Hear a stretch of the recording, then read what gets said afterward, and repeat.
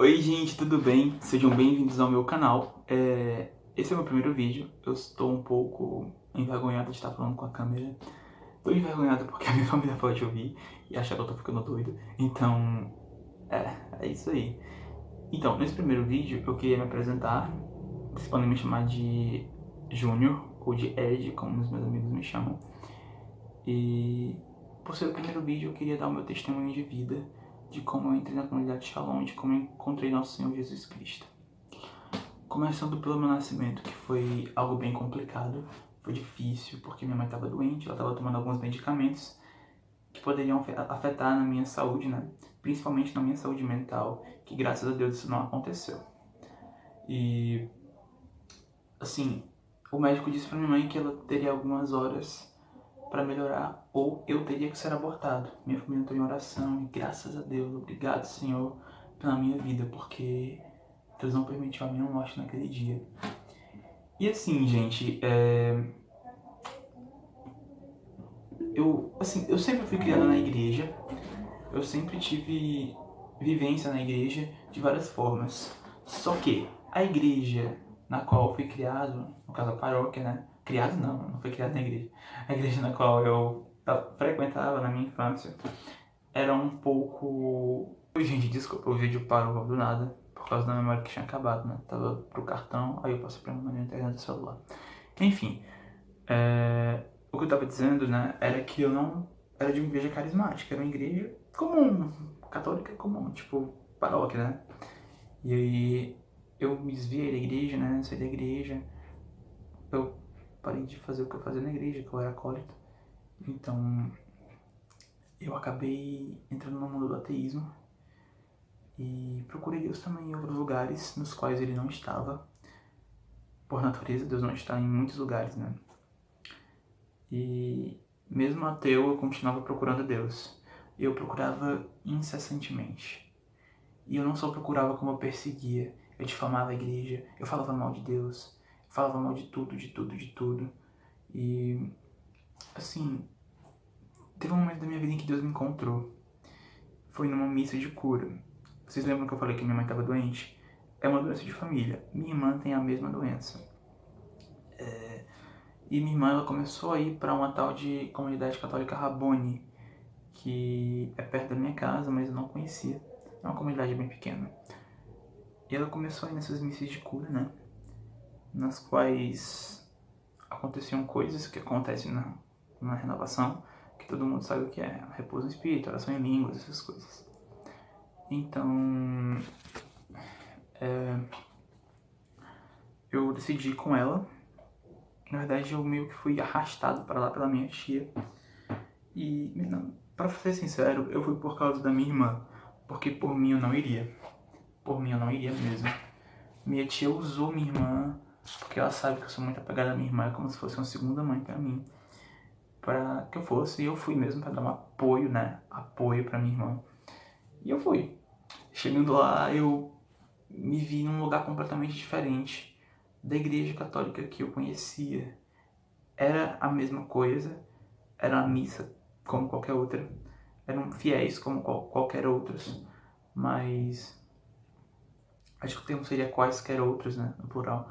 Mas assim, eu acabei vendo um pouco mais, eu acabei encontrando Deus naquele dia. Mesmo entrando lá, eu não estava me sentindo bem, na verdade, quando eu entrei, porque eu não me sentia bem quando eu entrava na igreja. E eu me sentia um pouco sufocado, sabe? E assim, aquilo foi saindo de mim aos poucos. E quando eu percebi, eu tava com os braços para cima, e eu tava louvando a Deus junto com eles.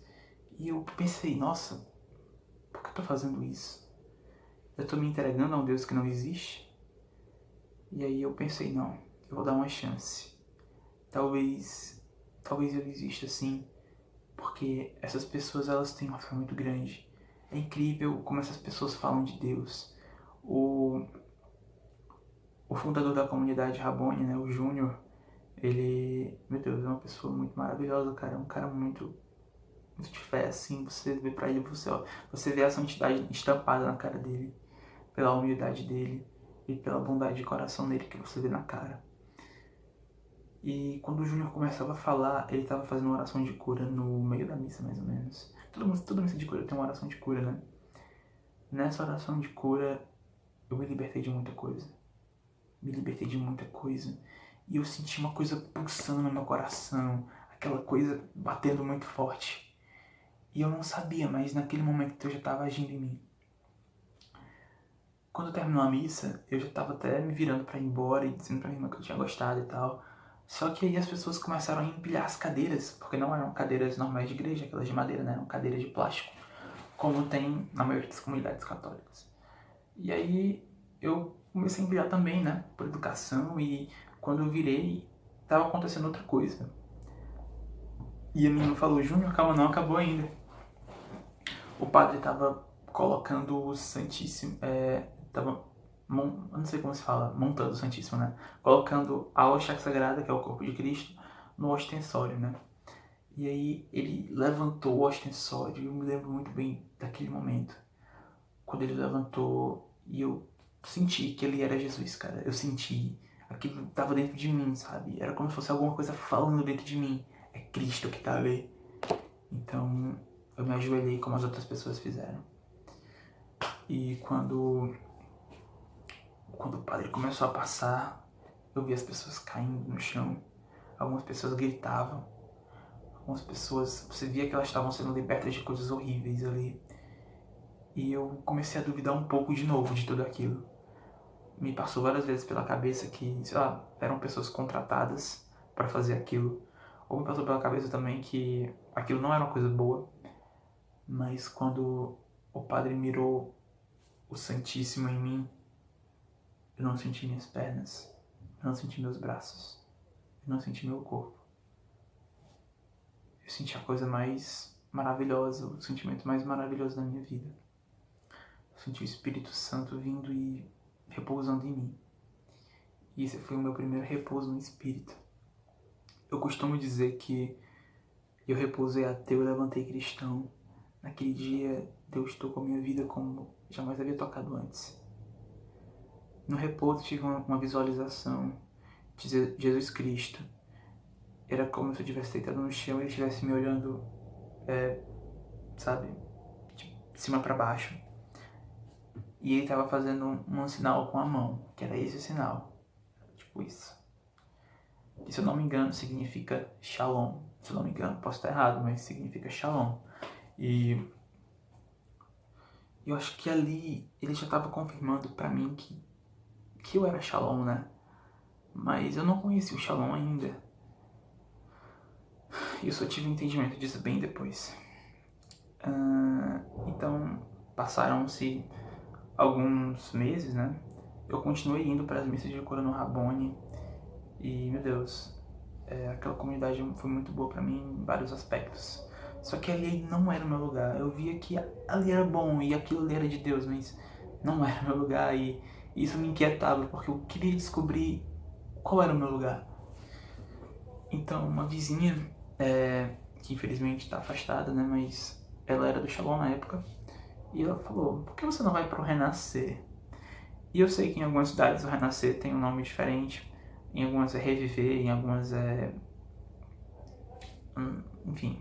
Mas aqui em Fortaleza é o Renascer, que é um retiro de carnaval, né? E aí eu fui pra esse Renascer, infelizmente eu só pude ir no último dia. E cheguei bem tarde.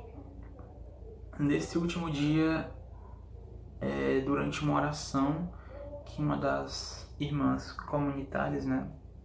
Na verdade, uma das consagradas da comunidade estavam lá fazendo. E ela estava apresentando, cadê o livro? Não tá por aqui. Estava apresentando o Encheios, né? Que é o livro que a gente usa no Shalom. Deixa eu pegar aqui o da minha irmã. Aqui, esse daqui é o Encheios. Infelizmente eu não pude ter o Encheios, né?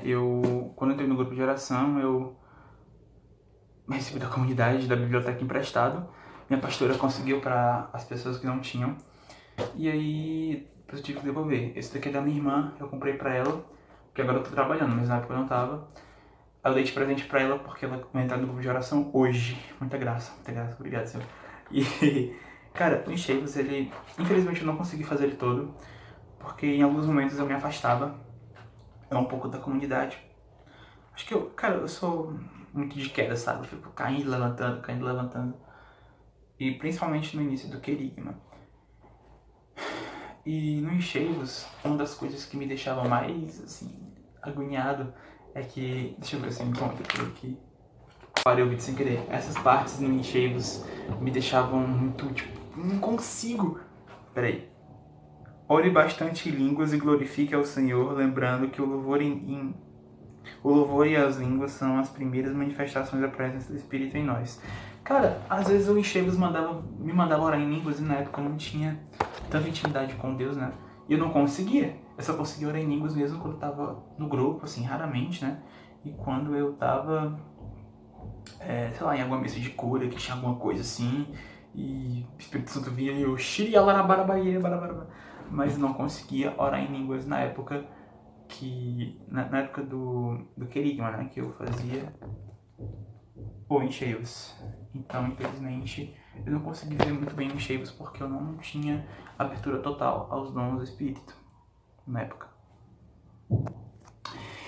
Enfim, eu acabei me desviando do assunto, né? Então foi isso. Eu tive uma experiência concreta com o amor de Deus naquele dia, na comunidade Rabboni de Maria.